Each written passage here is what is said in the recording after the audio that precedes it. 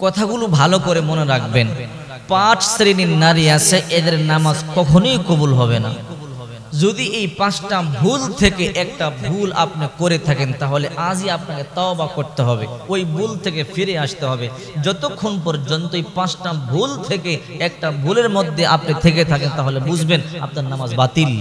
আপনি ইন্তেকাল যখন হয়ে যাবে, আপনার হিসাবের খাতায় দেখবেন 1 ওয়াক্ত নামাজ আপনার নাই, আপনি অবাক হয়ে যাবেন। শুধু নামাজ পড়লেই হবে না।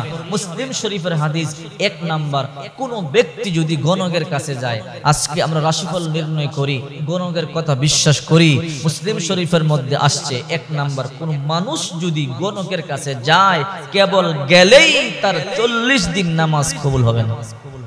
এখন তো রাস্তাঘাটে গণক পাওয়া যায়, টিয়া পাখির মাধ্যমে চিঠি উঠে ভাগ্য নির্ণয় করে, বিভিন্ন রকমের রাস্তাঘাটে ভাগ্য নির্ণয় করে, এগুলো শিরক।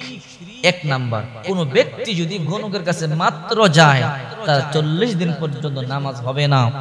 আর যদি এই গণকের কথা বিশ্বাস করে, হাতের রেখা দেখে টিয়া পাখির মাধ্যমে চিঠি উঠাইয়া আপনার ভাগ্য বলে দেয়, আর এর কথা যদি আপনি বিশ্বাস করেন, আপনি শিরক করলেন, মুশরিক হয়ে যাবেন, চিরদিনের জন্য আপনি জান্নাত হারাবেন।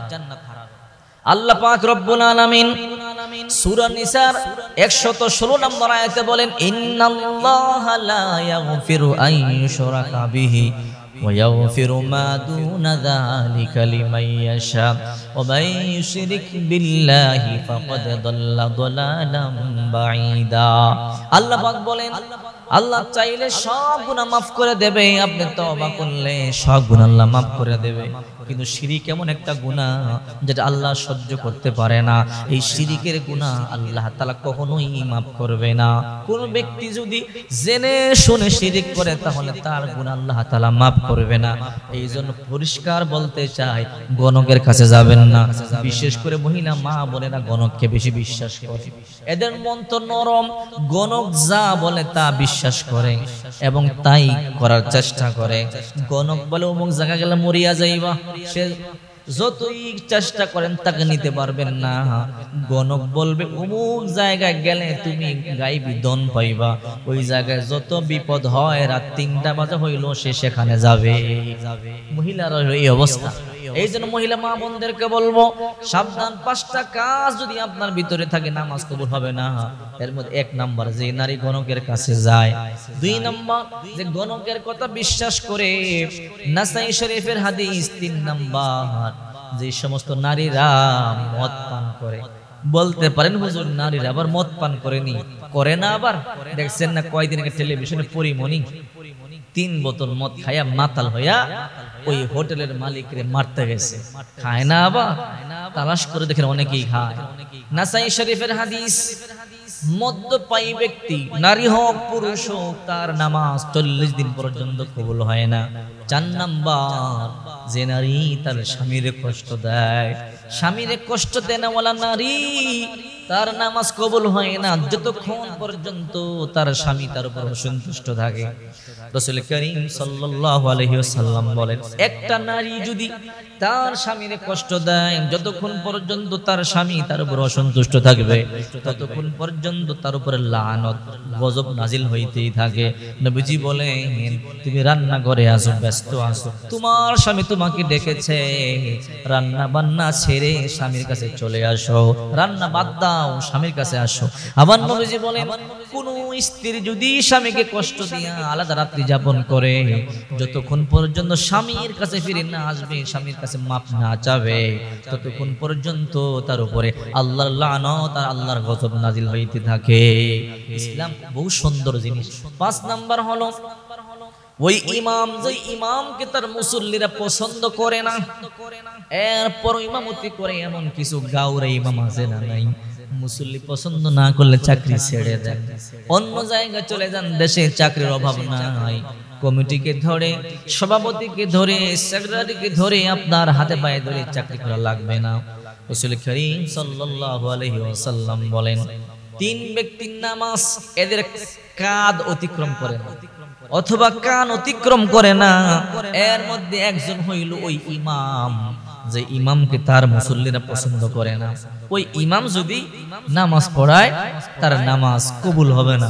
এমন বহু ইমাম আছে মুসল্লি পছন্দ করে না, জোর করিয়া চাকরি করতে, এগুলো কখনোই করা যাবে না।